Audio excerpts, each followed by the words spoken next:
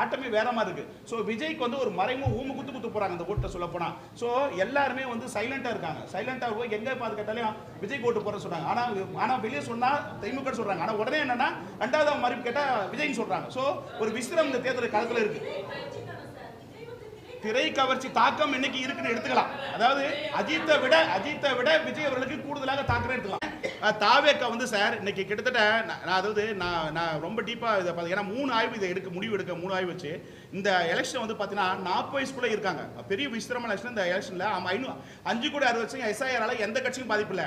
திமுக கூட்டணிக்கும் அதிமுக தான் பாதிப்பு இருக்கு. இளைஞர் குரோத் அதிகமா இருக்கு.